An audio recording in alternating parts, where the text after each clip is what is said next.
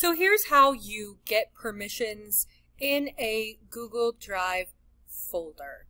I'm starting in Chrome on a PC in a clean, just new tab.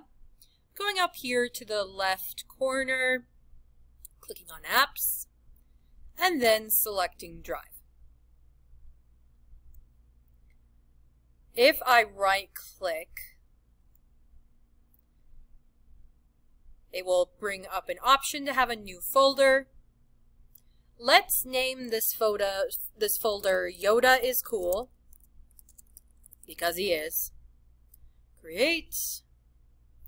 And here is my folder, Yoda is Cool. Now you can tell just by looking at it that I do not have permissions shared right now because there's no little happy person in the folder.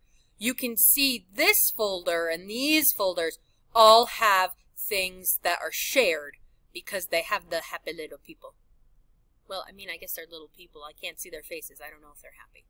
So, right now, if I put something in my Yoda is Cool folder and someone tried to open it, it would be a no-go. It would say, this is not shared. You don't have permissions to see this.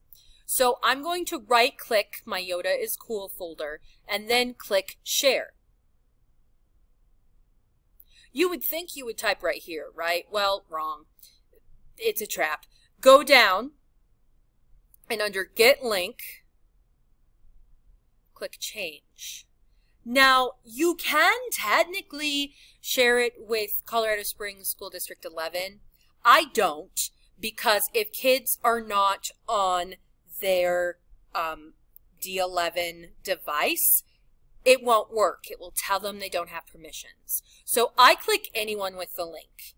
If my mom really wants to do my bitmoji classroom, have at it, Mom. Click Done. And now, anything that I put in this folder is automatically going to be shared with anybody. And if I want to double check, I can click the people for shared. And it says, indeed, anyone on the internet with this link can view.